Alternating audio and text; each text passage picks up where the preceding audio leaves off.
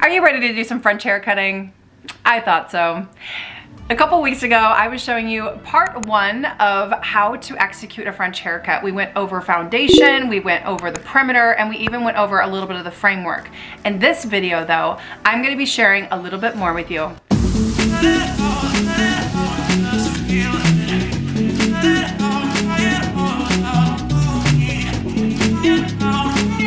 What's up guys, my name is Ambrosia Carey. I am a salon owner and a marketing strategy expert in the beauty industry. I'm bringing a blend of French hair cutting, which is my background. I've been doing it for 23 years, and color correction because that's my heart and beating pulse in the salon. And then marketing tips and strategies, which I have another company called Successful Stylist Academy. And there's a whole team where we help people with strategizing a better system on how they can get more eyes on their business. So in this video, we're going over part two of French hair cutting. If you missed part one, make sure you click up here and learn a little bit about the technique and just even the body framing and how you want to go around the rotation points of the head and even the angles that are involved with French hair cutting. So I go over some of the techniques involved with it and some of the verbiage. In this video, however, we're going over part two, which is the polish work. We're doing some, what I like to call the signature part of the cut, which is what we do afterward. The tools that I use to blow dry out when I'm using this long layered haircut. And I go into my favorite way of weight removal. Start to end, this haircut takes 15 minutes. And I know it sounds a little crazy, but it's always what I say, it's not what you take off, it's what you leave behind. We wanna make sure that our clients are getting the most value out of their experience. And part of that is both time and money. So if you're not spending time on something, then you're spending money. And if you're not spending money on something, you're spending time typically, right? In our industry, it's been a little like, well, which way is the right way?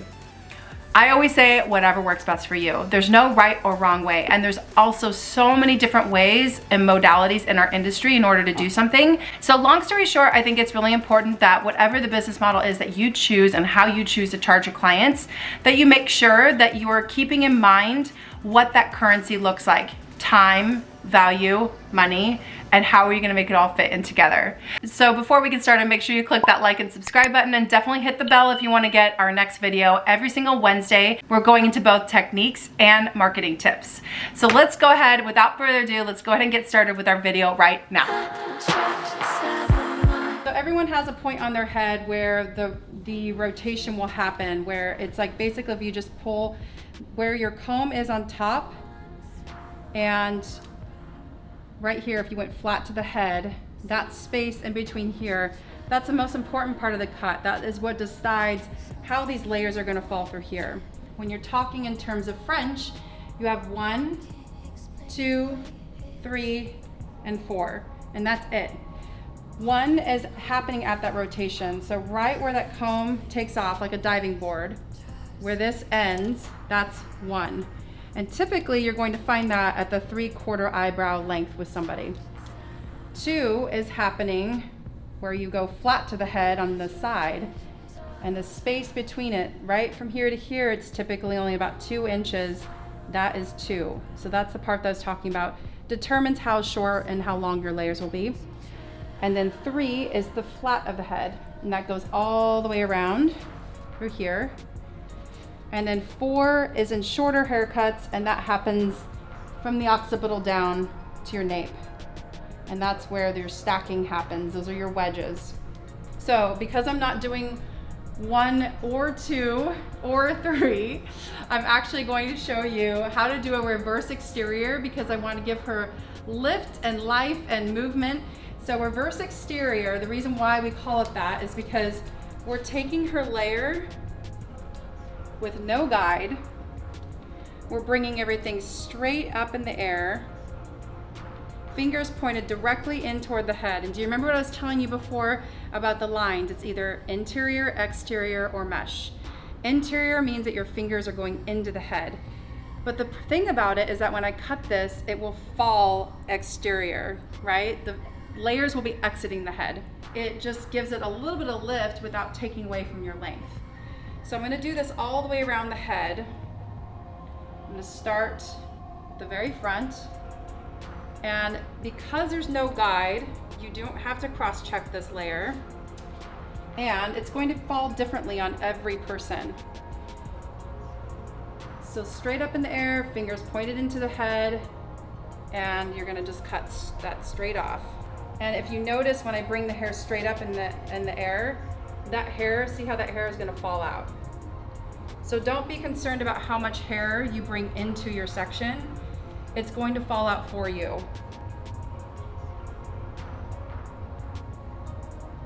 The size of my sections are about 1.5 to 2 inches wide. If you want more detail, take smaller sections. Obviously on finer hair, take smaller sections. And take your time with something like this, because this gets to be the star of the show.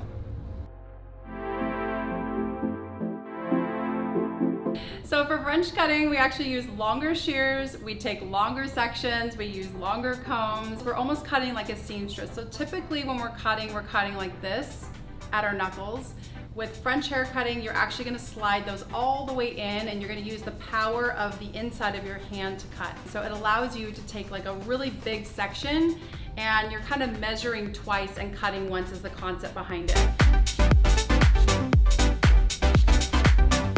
Because she's got a little bit of that curl pattern and some of those little baby short hairs around the face, to get like a good iron out of it, I'm gonna use the Square Brush by Olivia Garden. It's got a nice flat edge, and I can kind of use that to get that grip that I'm looking for.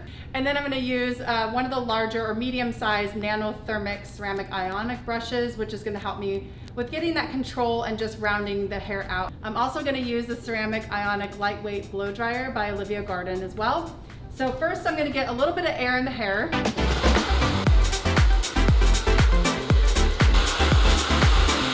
Once I get everything about 75% dry, I'm gonna go ahead and go in with my round brush.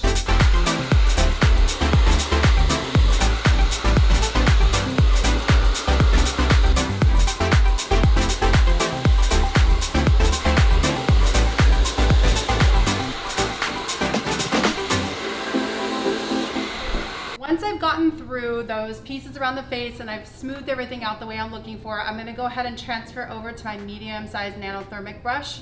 And I'm going to actually guide the hair sideways. So I'm gonna kind of like do a vertical sectioning just like I did with my cut. And I'm just gonna give it a nice gentle twist, and I'm gonna use my wrist as I'm twisting away from the face. You'll kind of notice that I will typically use my pinkies a lot to hold that section. So if I end up dropping it, I'm gonna pick it back up with my pinky and I'm gonna guide it right back through that round brush. So really getting that dexterity down will help you avoid having to use clips, and then you can take larger sections by doing that.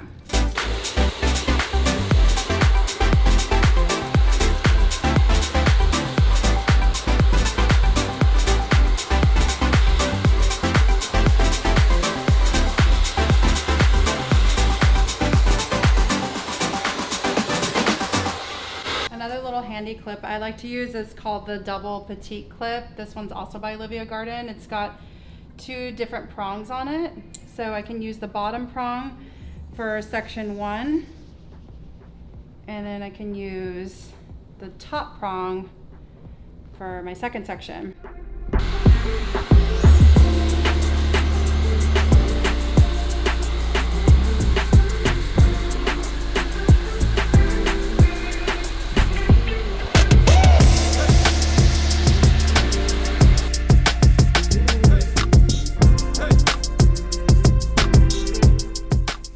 One last thing I like to do, in French cutting, it's really important to make sure that you're checking your work when it's dry. So this is kind of what's called like putting your signature into it. What I'm gonna do is I'm gonna tip her head forward, and I'm just gonna check through and make sure that there's nothing that got left behind while it was wet. Especially in these days when we have people wearing masks and things like that. I just wanna make sure that everything is crisp and no ends got left behind. This is especially important for those who have curly hair and they smooth their hair out or they blow dry their hair. Also, with that skinnier texture, when you're after you dry the hair, it's really good to go back into your framework again, because I just want to make sure that everything falls in line. So I'm just going to go, it's almost like a seek and destroy, like you're just looking after those pieces, and I'm going to continue this line and strengthen that just a little bit more. Same thing here, you can kind of see a little bit there that needs to be cleaned up. Again, you're not going to touch this kind of stuff when it's wet. because hair has a tendency to kind of move and stretch and bounce. So it's a lot easier to see that, especially on skinnier texture. You really want to do this stuff when it's dry so that you can create a nice strong line. It's beautiful, looks good.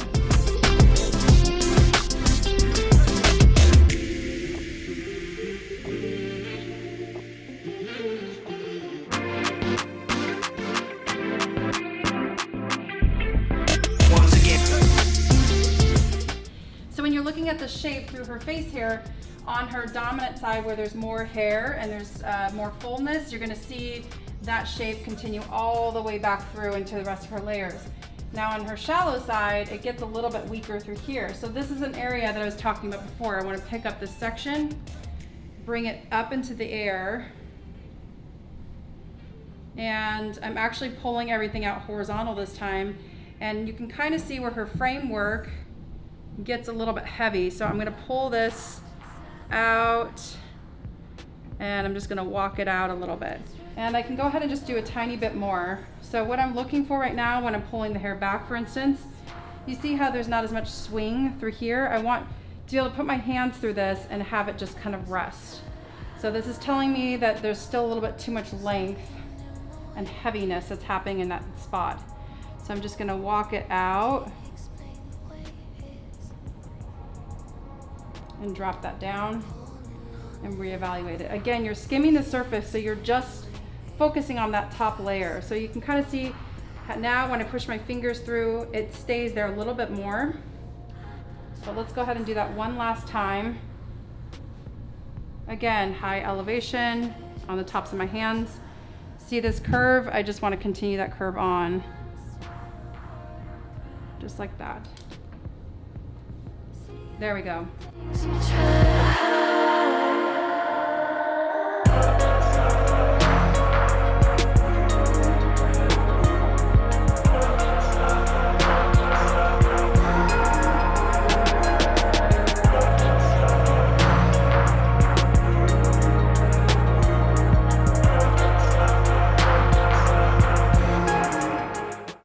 As you can see with French hair cutting, it's a lot of what you leave behind, not what you take off. Just as a little bit of a recap, you want to use a longer comb. You definitely want to use a longer shear. In this case, I'm using the 6.5 inch shear by Olivia Garden. You could also use a 7-inch shear. This one's called Silk Cut Pro. It's one of my favorites. You also want to make sure that you are checking your work when it's dry, so make sure you put that signature piece in. So sometimes with rules, they are meant to be made, but they're also meant to be broken in some ways. But I hope you really enjoyed this. Have so much fun trying out your French cutting techniques, and just keep in mind to keep your elbows up and to stand around the head. Like you want to dance around that head when you're cutting it, instead of squaring yourself off too much. But thanks so much, guys. I hope you enjoyed this video. Pretty painless, right? I feel like this is something that if you continue to practice this, and even if you take like 1 or 2 things away, add it into your tool belt, keep practicing it with things. Make sure though, I implore you to make sure that you take an in-person class, because you really want somebody, the structure and the foundation of it. Now that you understand the tools that you need, and you understand the angles, and you know the verbiage, and you kind of know the steps involved with it, now it's time to actually take a class where you can have somebody standing with you, looking over your arms, seeing where your angles are, and making sure that you have correct body posture, because that makes the biggest difference in it. And always with signature work, make sure that you follow some of those tips too, because that will help you correct some of the things that you may miss or not see when it's wet as well. Hopefully these tips helped you guys, and I definitely will be having more videos coming your way. Next week, we're going to be going back into the marketing side of strategies. You guys wanted to know a little bit more about Pinterest, and I asked a poll last week on my Instagram, and you guys said that you wanted to learn more about Pinterest. So we're definitely going to be covering some Pinterest strategies next week. I'm going to show you the strategies that I've used to get an account to 3 million in just a few months. So I'm excited to show that to you. In the meantime, guys, dream big, set goals, take action, and try all this stuff out, and I will see you next week. Goodbye.